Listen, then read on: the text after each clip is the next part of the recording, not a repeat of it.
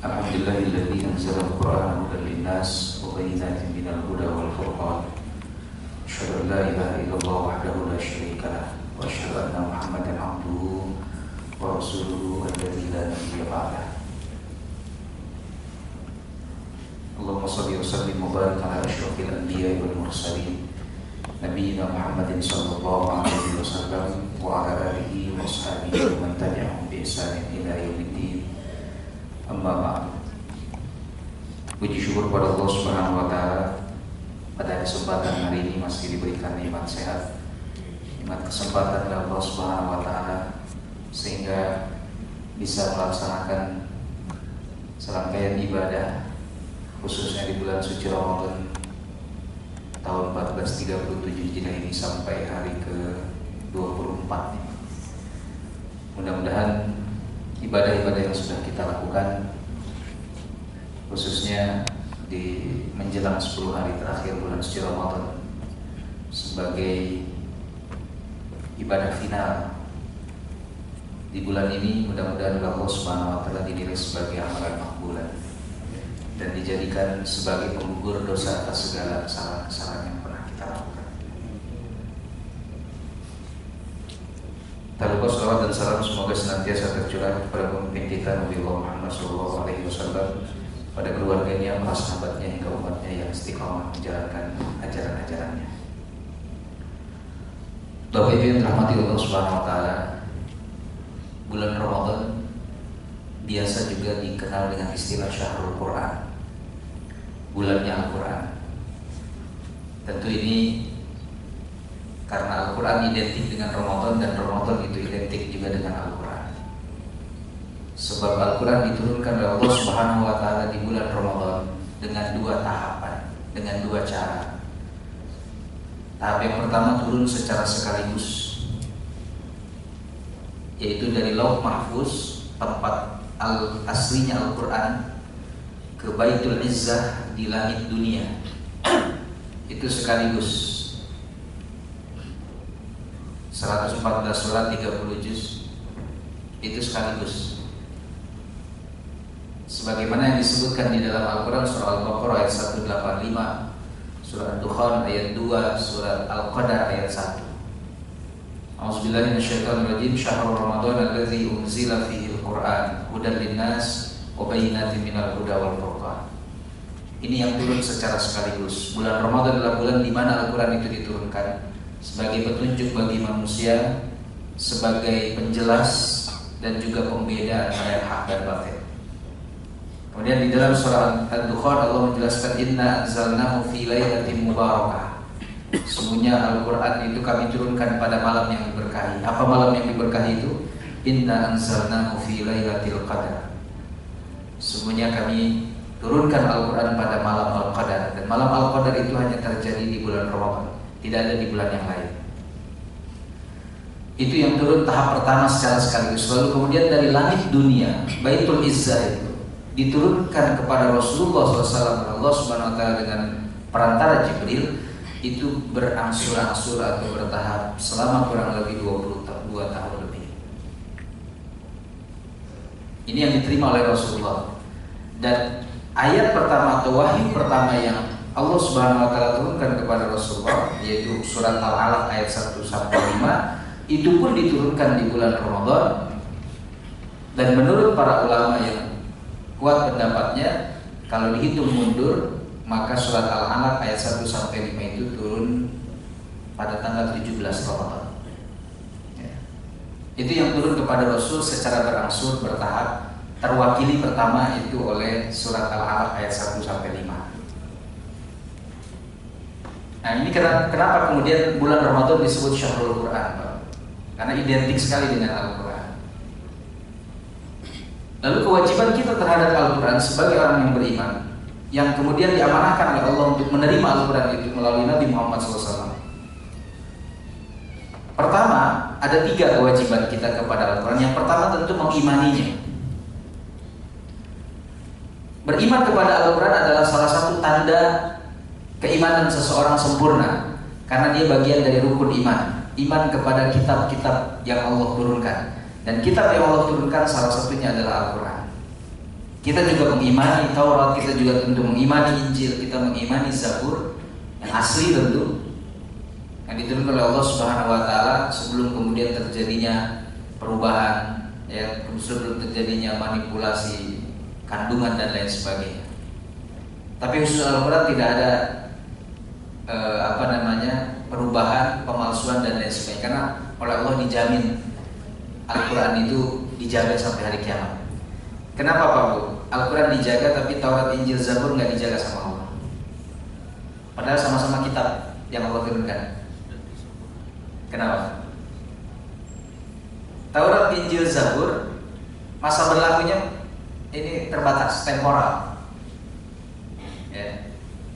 Taurat turun atau Zabur turun, nanti masa berlakunya akan habis seiring dengan Taurat turun. Taurat turun, masa berlakunya habis seiring dengan Injil turun.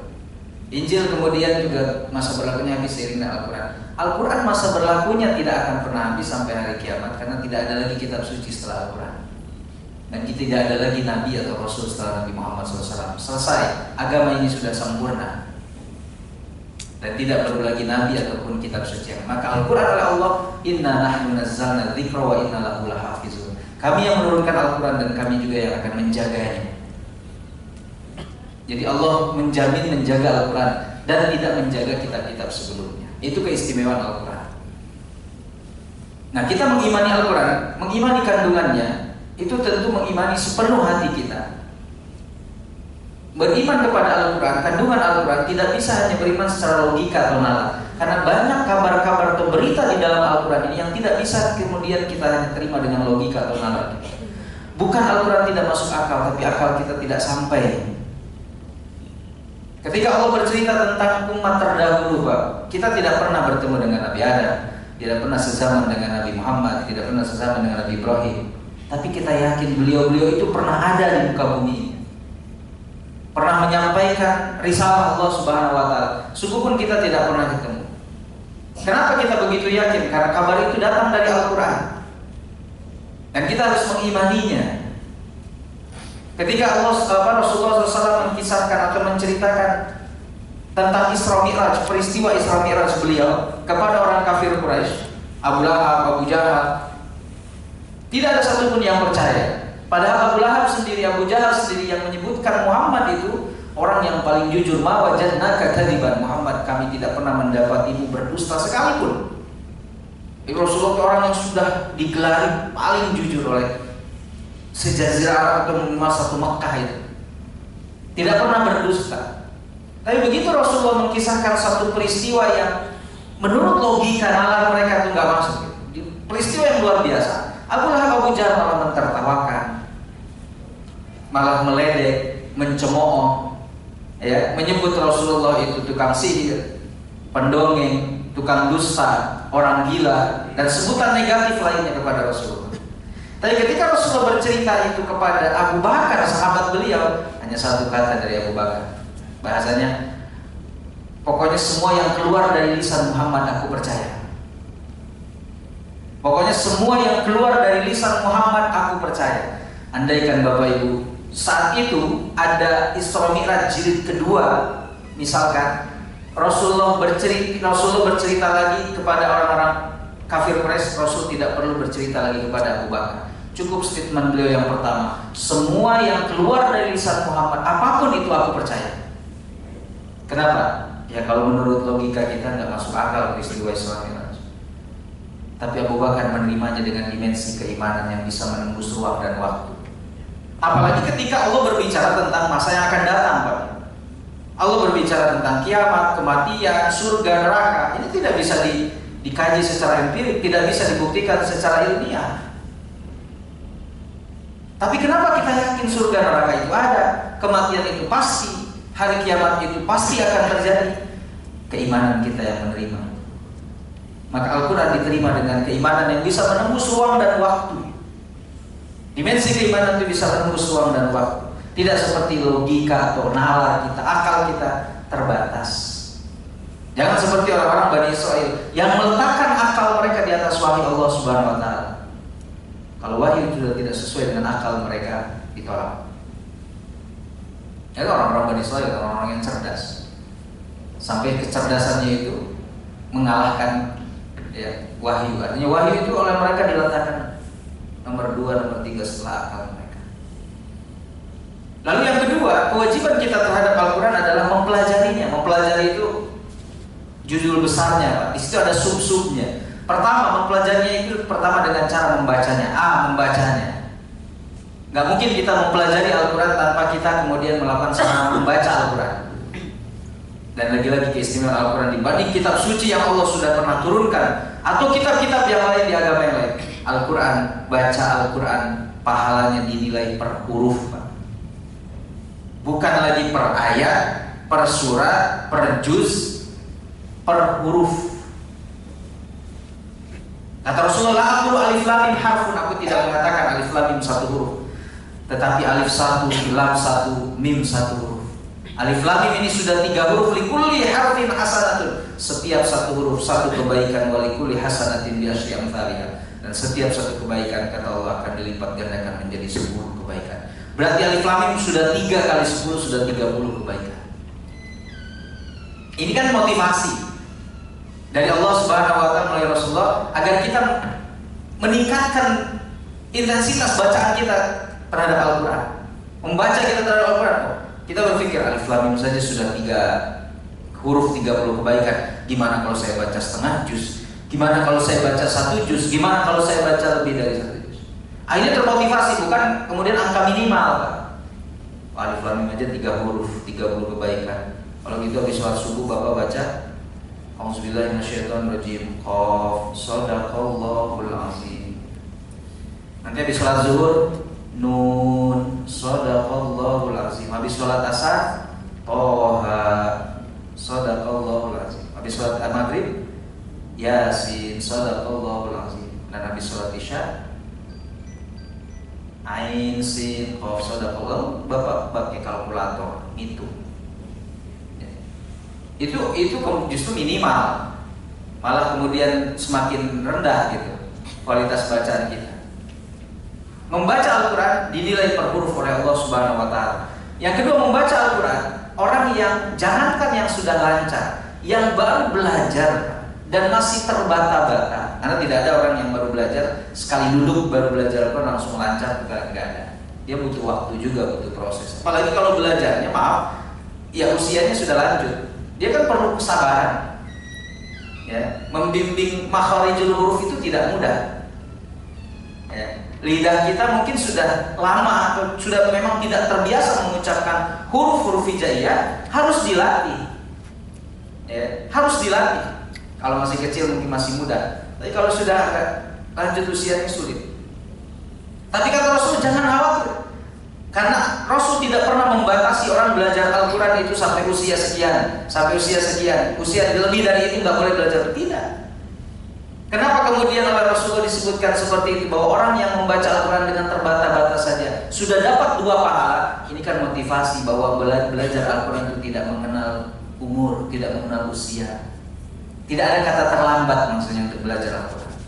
Walladzi yaqra'ul Qur'an wa huwa syaqqun 'alaihi. Dan orang yang belajar Al-Quran dan berat lidahnya karena baru belajar, wa yatata'ta, dan masih terbata-bata, falahu ajron, baginya 2 pahala. Baginya 2 pahala. Wal mahir, kalau orang yang sudah mahir, ma'as-safaratil kiramil bararah, bersama para malaikat Allah Subhanahu wa taala yang terdekat. Artinya ini motivasi bahwa kita jangan ada merasa minder belajar Al-Quran karena baru belajar. Dan murid-murid yang lain, teman-teman kita sekelas itu, sekelas tahsin Al-Qurannya itu kemudian di bawah kita usianya, tidak perlu kita merasa malu atau minder. Apalagi kemudian baru belajar sekali sudah. Kenapa? Karena murid yang lainnya itu junior saya semua, di bawah umurnya saya semua, saya malu. Nah, ini tidak. Kenapa? Orang yang baru belajar Al-Quran masih terbata-bata saja, masih berat lidahnya, itu oleh Allah sudah diberikan penghargaan 2 pahala. Membacanya. Yang kedua, mentadaburinya. Tadabur ini sudah mulai meningkat secara kualitas pemahaman. Artinya mengaitkan ayat-ayat qauliyah dalam Al-Quran dengan ayat-ayat kauniyah yang ada di alam semesta, penciptaan Allah Subhanahu wa taala ini. Kalau kemudian kita setiap Ramadan itu Bapak Ibu bisa khatam 2 kali, bahkan sampai 3 kali, tapi tahun ini hanya sekali, tapi plus dengan terjemahan dan tafsirnya, itu lebih meningkat kualitasnya. Karena untuk mentadaburi ayat Quran kita harus memahami maknanya, lalu kemudian kita baca terjemahannya, kita baca tafsirnya, maka wawasan Al-Quran itu semakin banyak yang kita dapatkan. Satu ayat saja Pak, kita baca terjemahan dan tafsirnya nggak cukup satu hari. Karena tafsir itu kan kaya. Buku rujukan tafsir itu sekarang sudah banyak yang diterjemahkan dalam bahasa Indonesia. Ada Ibnu Katsir, ada Al-Qurtubi. Kita bisa baca yang semuanya itu minimal 3 tafsir utama saja. Oh, kaya sekali satu ayat itu. Satu ayat saja ya. Tentang misalnya Alhamdulillahirabbil alamin Al-Fatihah, itu kalau kita baca tafsirnya, setelah kita baca terjemahan, kalau terjemahan kan hanya mengalihkan bahasa saja, nggak usah panjang. Tapi kalau tafsirnya, pemahaman ayatnya, kandungannya luar biasa. Kita cuma bisa satu Ramadan ini satu kali hatam, tapi plus tafsir dan terjemahannya, saya rasa itu lebih bagus secara kualitas pemahaman. Lalu setelah mentadaburinya baru menghafalnya. Menghafal ini adalah sebuah ciri khas Al-Quran, Pak. Tidak ada kitab suci yang ada tradisi menghafal. Ya. Coba kita sebutkan kitab suci mana yang ada tradisi menghafalnya. Gak ada kecuali Al-Quran. Bahkan Al-Quran itu bisa dihafal oleh orang yang tidak beriman juga dengan Al-Quran. Seorang misionaris ada yang sampai hafal Al-Quran, walaupun dia tujuannya menghafal Al-Quran untuk mencari kelemahan ayat Quran. Kita kan beda tujuannya. Kita menghafal Al-Quran meningkatkan keimanan tawakal kita kepada Allah, kepada Al-Quran. Ini ada seorang misionaris, dia belajar Al-Quran 25 tahun, hafal Al-Quran dari Al-Fatihah sampai An-Nas. Hafal, redaksinya hafal, bacanya fasih sekali. Tapi kan tujuannya lain. Karena janji Allah, walaqad yassarnal Qur'ana lidzikri fahal min muddakir. Sungguh kami telah mudahkan Al-Quran untuk diingat, untuk dihafal. Tapi pertanyaannya, adakah orang yang mau mengambil pelajaran dari? Mudah sekali kalau kita mau gitu. Dan yang dinilai oleh Allah kan prosesnya, bukan hasilnya. Ini lagi-lagi sebagai satu stimulus bahwa tidak mengenal usia juga. Di Mesir ada seorang kakek tukang masak di asrama Al-Azhar. Ketika ada tausiah dari Syekh Muhammad Jibril, Imam Masjid Amr bin As, Masjid Raya di Mesir dan masjid pertama di Afrika, yang dibangun oleh sahabat Amr bin As. Syekh Jibril memotivasi para mahasiswa untuk menghafal Al-Quran. Wajar. Ya, semua mahasiswa hadir di situ dari berbagai macam negara, termasuk Indonesia. Setelah selesai, kakek ini menghampiri Syekh Jibril kemudian mengatakan, saya umurnya 80. Lebih pantas mungkin jadi bapak ataupun kakek anda. Karena saya jadi masih muda saat itu, sekitar 28. Pertanyaannya, mungkin nggak saya masih bisa menghafal 80 tahun? Kata saya Jibril, mungkin sekali. Saya Jibril tidak memutuskan ataupun mematikan semangat dari kakek ini. Ya, tapi mungkin sekali, sangat mungkin. Tapi kakek harus sabar, butuh waktu. Kalau saya menghafal satu surat pendek misalkan bisa 1 hari, bahkan saya bisa 2 surat, mungkin kakek butuh waktu 3 hari, 4 hari sampai 1 minggu. Kakek, oh ya nggak usah, tapi bisa ya, bisa. Yang penting kakek jaga tekad, azam. Akhirnya kakek ini menghafal. Lalu pada usia 83 dikabarkan beliau meninggal, 83 tahun, 3 tahun setelah itu. Dan beliau sudah hafal 9 juz dalam waktu 3 tahun. Mendengar berita meninggalnya aja, saya tidur kemudian datang ke kampung kakek itu di Ismailia. Kemudian beliau menyolatkan dan mengantarkan ke kuburan. Saking takzimnya, saking hormatnya kepada kakek ini, dengan usaha yang luar biasa, 83 tahun, 9 juz. Itu menghafal, berarti kan membacanya berulang. Dan saya yakin dari bapak-bapak sekarang sudah hari ke-24, rata-rata sudah 24 juz lah. Atau ada yang baru sampai halaman 24, rata-rata sudah 24 juz. Tinggal 6 hari lagi Pak ya. Kesempatan ini belum tentu kita dapatkan lagi di tahun yang akan datang. Belum tentu ya. Allah a'lam. Tidak ada yang bisa menjamin dan tidak ada yang bisa mengetahui. Nah, oleh karena itu menghafalnya ini ikhtiarnya, bukan hasilnya. Biarlah hasilnya. Jadi kakek ini kan tidak menargetkan ternyata berarti hafal. Ternyata 83 Allah cabut nyawanya, tapi sudah ada hafalan 9 juz, luar biasa. Ya. Sampai saya Jibril itu kemudian menangis mendengar kakek ini meninggal, menangis. Beliau sedih. Kenapa? Takzim, hormat sekali beliau kepada kakek. Lalu terakhir, kewajiban kita yang ketiga adalah mengamalkannya. Mengamalkan ini tentu dengan cara mengajarkan, kan? Bisa mengajarkan, bisa mendakwahkan maksudnya. Karena kata Rasulullah, khairukum man ta'allama al-Qur'an wa 'allamahu. Sebaik-baik kalian adalah yang belajar Al-Qur'an dan mengajarkannya lagi. Kita punya guru ngaji, apakah itu bapak kita sendiri atau guru ngaji yang lain? Lagi SD dulu Pak, lagi kecil. Yang sekarang beliau-beliau sudah tidak ada. Lalu kemudian hasil dari usaha beliau-beliau mengajarkan kita, lalu kita ajarkan lagi kepada anak ataupun kepada tetangga atau kepada keponakan kita, saudara-saudara kita. Apa itu nggak ngalir pahalanya sama yang sudah meninggal itu, Pak? Ngalir. Ya. Lalu kemudian kita juga wafat, anak kita melanjutkan mengajarkan lagi, Pak, kepada anaknya, pada cucu kita, terus seperti itu. Ngalir itu, Pak. Maka berkah banget orang yang ngajarin Al-Quran. Walaupun sepele ya, cuma ikra gitu sampai kemudian khatam Al-Quran, kan kayak sepele, tapi itu mengalir. Dan itu terbaik kata Rasulullah di antara kalian. Salah satu manusia terbaik yang belajar Al-Quran dan mengajarkannya. Atau dengan cara, Ustaz saya nggak bisa ngajarin Al-Quran, saya cukup untuk diri saya sendiri aja. Bisa saya untuk diri sendiri. Kalau mengajarkan saya nggak pede. Gimana caranya saya mengamalkannya? Selain saya mengamalkan diri sendiri, mendakwakannya banyak cara. Allah lebihkan bapak mungkin ibu dari segi rezeki. Maka bapak ibu bisa menyediakan sarana orang untuk bisa dekat dengan Al-Quran. Caranya misalkan, ada program wakaf mushaf Al-Quran ke pelosok misalkan. Itu pelosok belum dapat sampai belum ada mushaf Al-Quran ke sana, tetapi muslim atau mualafnya banyak, pembinaannya wajib. Ya, mereka harus mengenal Al-Quran, tapi nggak ada mushafnya. Udah ada program itu, saya 10 Ustaz, saya 15 mushaf. Itu kalau 10 mushaf dikirim ke sana, dibaca oleh saudara-saudara kita di sana 10 mushaf. Apa bapak juga tidak mendapatkan pahala? Lalu dibaca, dihafal sama mereka sampai lecek-lecek gitu, benar-benar dibaca bolak-balik. Tentu juga ada ustadznya yang dikirim ke sana, kita fasilitasi juga. Karena mushafnya dikirim, kalau kemudian tidak dikirim gurunya juga repot, nggak ada pembimbingnya.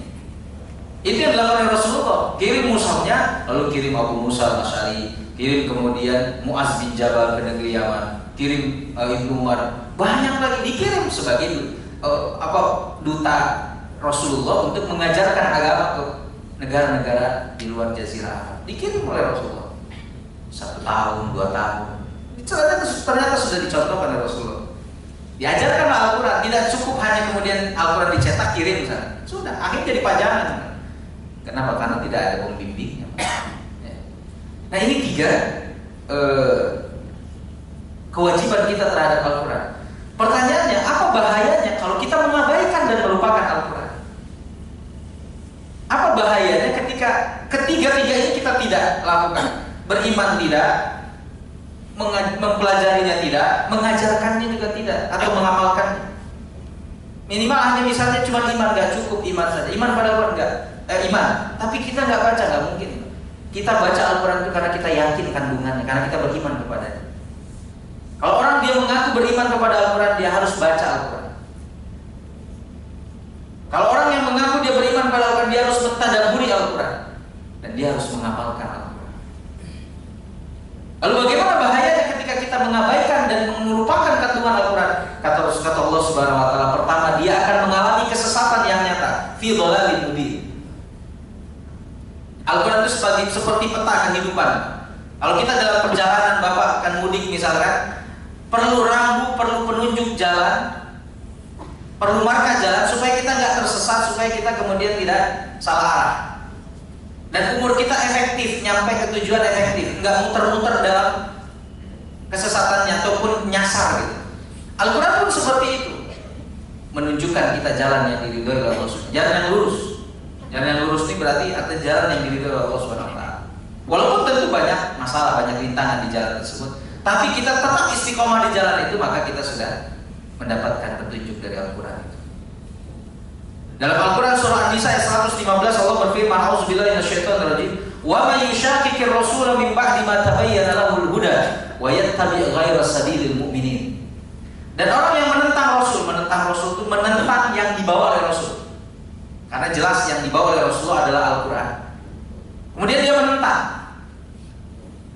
Dulu, bahkan sampai sekarang masih ada pemahaman kita tuh nggak perlu sholat rukuk sujud, cukup ingat ke Allah. Karena di Quran tidak ada tata cara sholat. Bapak, ibu bisa cari di Quran, nggak ada tata cara sholat. Dari mulai takbir sampai salam tuh nggak ada.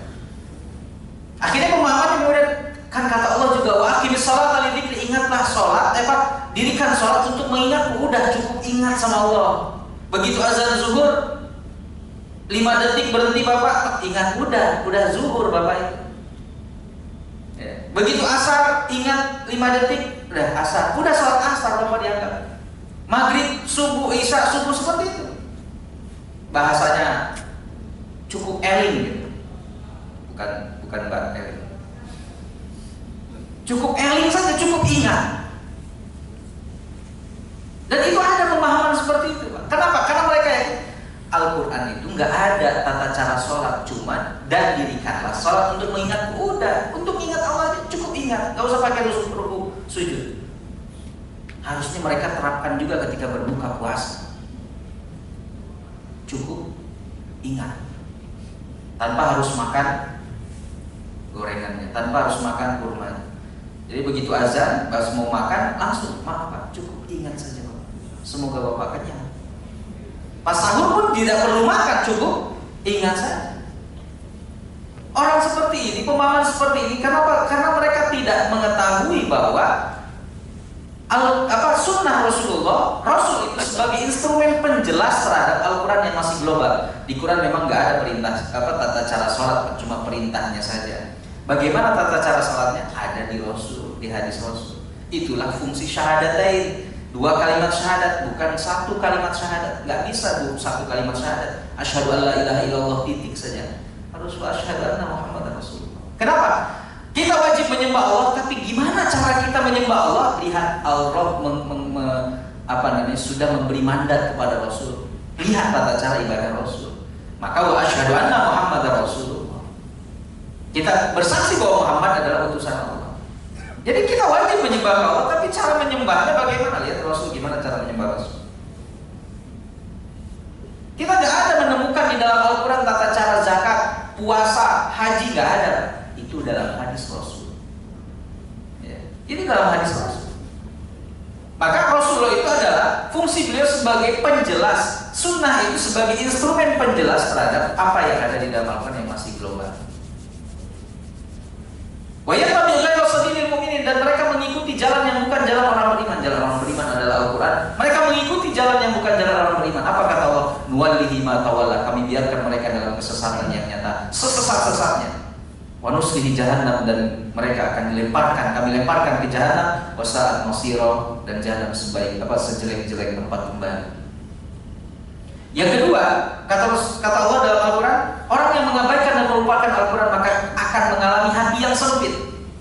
Hati yang sempit ini maksudnya dibawa ibadah itu susah. Ya. Alasannya ada, berat. Makanya ibadah puasa sebenarnya ibadah yang berat, Pak, bukan ibadah yang ringan.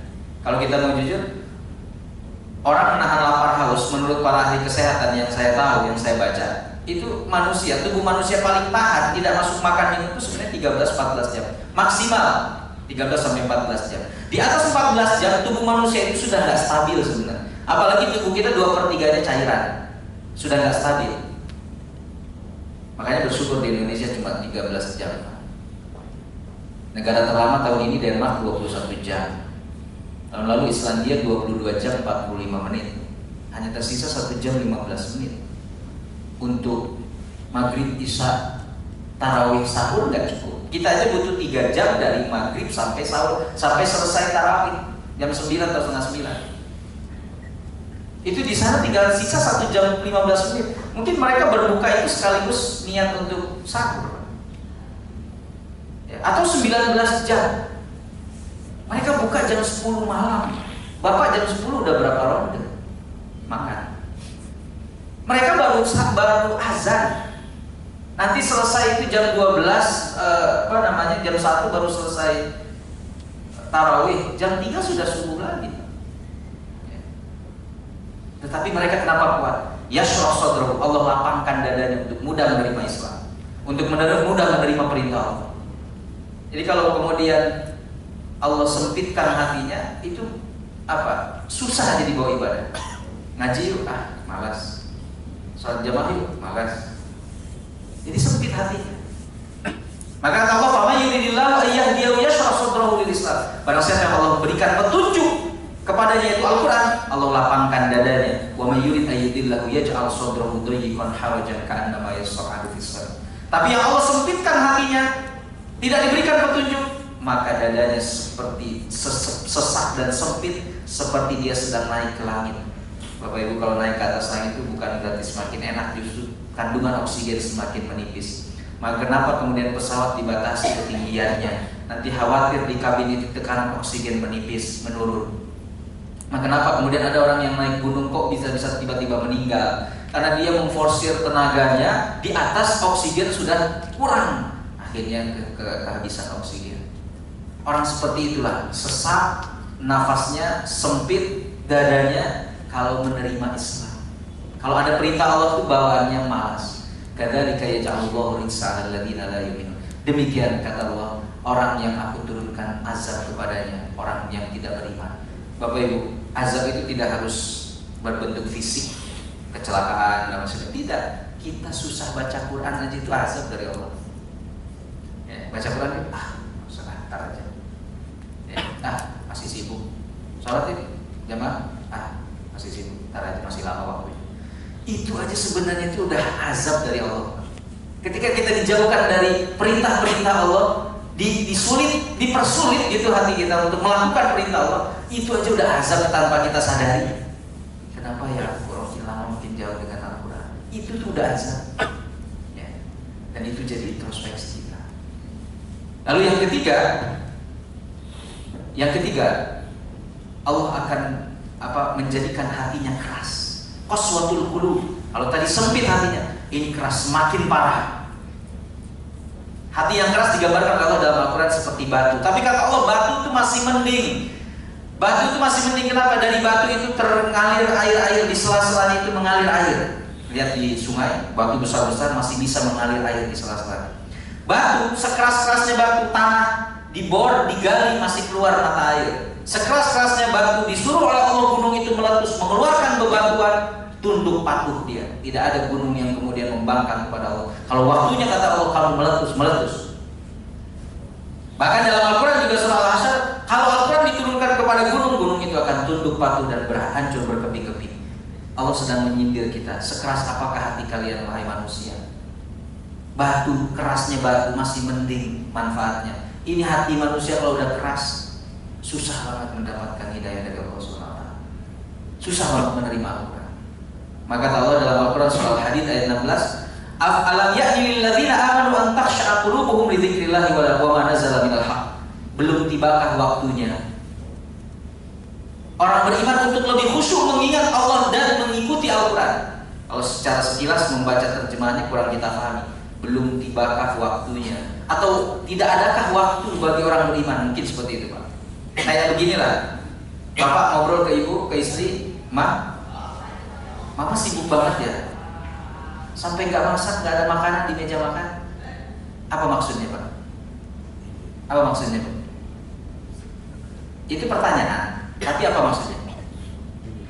Nyuruh, maksudnya sih masak dong gitu. Bapak, ibu sama mertua, kalian pada sibuk ya, kok nggak pada mampir ke rumah ibu? Apa maksudnya? Mampir. Bahasa Allah halus dengan pertanyaan, tapi maksudnya sebenarnya sangat menyindir kita. Mama kok sibuk ya? Sampai baju ayah nggak ada yang disetrika, sibuk banget ya? Ibu jangan jawab, ya Allah ayah pengertian banget. Benar, mama tuh sibuk. Berarti ibu nggak ngerti. Ya. Ini kok nggak ada makanan di meja makan? Mama sibuk ya? Sampai nggak sempat masak. Kata ibu, ya Allah memang suami ini ngerti banget. Memang mama tuh sibuk.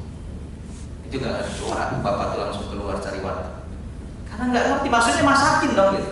Ini sama, maksudnya ingat dong Allah, ikuti dong Al-Quran. Wala yakunu kalladzina utul kitaba faqala alaihimul amadu faqasat qulubuhum. Jangan kalian seperti umat terdahulu yang sudah dikasih Alkitab, umat Nabi Nuh, umat Nabi Daud, umat Nabi Musa, umat Nabi Isa, dikasih Taurat, Injil, Zabur. Jangan seperti mereka. Kenapa mereka? Mereka itu fatola alaihimul amadu, lama tidak berinteraksi dengan kitab suci mereka, faqasat qulubuhum, akhirnya hati mereka menjadi keras. Maksudnya kepada kita, wahai umat Islam, kalau kalian lama nggak berinteraksi dengan Al-Quran, akibatnya sama seperti umat terdahulu, lama tidak berinteraksi dengan kitab suci mereka, akhirnya mereka juga keras hatinya. Coba aja Bapak Ibu rasakan, nggak baca Quran sehari, 2 hari sampai seminggu, lain pati, gersam, ya. Kenapa? Batu keras. Jadi, padahal Al-Quran itu fungsinya seperti air, batu Pak, sekeras-kerasnya batu, ditetesi air tapi istiqomah netesnya, itu batu bolong juga Pak. Ya filosofi batu, tetesin air Pak. Tapi harus istiqomah. Walaupun setetes-setetes, nggak langsung kita siram 1 ember, setetes-setetes tapi istiqomah continue, batu belah juga. Jalanan itu kan di aspal, dicor, di hot, kan terus di ini air hujan ya bolong juga. Sekuat itulah Al-Quran. Kalau hati kita sedang keras, gelisah, usahakan walaupun hanya sehari 1 ayat, tapi Bapak continue membacanya, saya yakin akan melembutkan hati kita yang keras. Kenapa? Karena hati keras itu wa katsirun minhum fasiqun. Kebanyakan dari mereka akhirnya jadi fasik. Fasik itu apa? Orang yang berbuat dosa tapi sudah nggak merasa dosa. Ah, ini sudah parah. Ya. Orang berbuat dosa tapi dia sudah nggak merasa dosa. Berarti kan sensitivitas hatinya terhadap dosa sudah nggak ada. Ibarat kaca cermin, bukan lagi berdebu, udah karatan. Orang yang lihat, nggak usah dibersihin lah, susah, udah karatan. Tapi orang yang selalu membersihkan cermin, bersih, ada debu sedikit, dia sensitif. Kelihatan tuh debu. Kenapa? Karena sering dibersihkan. Jadi begitu ada nempel debu, langsung sensitif kelihatan. Tapi karena cerminnya sudah kotor, berdebu, bahkan berkarat, ya banyak debu juga cuek aja. Kenapa? Nggak ada sensitivitas. Wa katsirun minhum fasiqun. Hadirin khotimah rahimakumullah, ini 3 poin bahaya akibat kita melupakan Al-Quran yang Allah Subhanahu wa Ta'ala sampaikan di dalam Al-Quran itu sendiri. Yang pertama, kita akan mengalami kesesatan yang nyata. Yang kedua, hati kita menjadi sempit menerima ajaran Islam, menerima perintah Allah berat bawaan. Padahal ibadahnya ringan, tapi karena hatinya sempit berat. Apalagi ibadah yang berat itu lebih sulit bagi kita menerima. Tapi kalau hati kita lapang, ibadah seberat apapun kita akan melaksanakannya dengan ikhlas, apalagi ibadah yang ringan. Dan yang ketiga, hati kita keras seperti batu, hingga dosa itu sudah tidak dianggap dosa. Tidak ada lagi sensitivitas terhadap perbuatan dosa ataupun kemaksiatan kepada Allah. Dia anggap biasa aja. Ya, nggak ada uzur syar'i apapun, nggak puasa itu biasa aja. Ya, ngerokok, makan, minum siang hari, padahal dia bukan yang termasuk sahibul azhar, orang yang dapat uzur syar'i, gitu, nggak masalah. Kalau uzur syar'i nggak masalah, tapi dia bukan uzur, tidak mendapatkan uzur syar'i, tapi dia makan itu dan dia cuek, itu memang sudah tidak ada sensitivitas hatinya. Kenapa? Kemaksiatan bagi dia sudah hal yang biasa. Ya, mudah-mudahan Al-Quran ini bisa melembutkan hati kita, dan momentum Ramadan ini adalah momentum yang sangat-sangat tepat. Bukan cuma di Ramadan sebenarnya, ini adalah latihan untuk kita membiasakan terus di bulan-bulan selanjutnya, karena Al-Quran bukan hanya untuk Ramadan, dan Ramadan bukan kemudian cuma untuk Al-Quran saja. Maka kun abdan rabbaniyat wala takun abdan ramadhaniyat. Jadilah hamba Allah yang sejati, bukan jadi hamba Ramadan yang hanya semusim, sebulan, setahun sekali saja kita dekat dengan Al-Quran. Hari ini khutbah Allah itu mungkin yang bisa saya sampaikan. Kalau ada sedikit yang mau bertanya sebelum saya tutup sampai jam 1, mungkin ada 2-3 menit kalau ada yang mau bertanya. Kalau tidak, kita cukup, dan terima kasih atas perhatian Bapak Ibu, dan selamat melanjutkan ibadah puasanya sampai akhir. Yang mudik juga selamat mudik, mudah-mudahan diberikan keselamatan dan kelancaran Allah Subhanahu wa Ta'ala, dipertemukan dengan keluarga dalam suasana silaturahmi syaitan. Hadanallahu wa iyyakum ajma'in. Subhanakallahumma wa bihamdika asyhadu an la ilaha illa anta astaghfiruka wa atubu ilaik. Alhamdulillahirabbil alamin. Wassalamualaikum warahmatullahi wabarakatuh.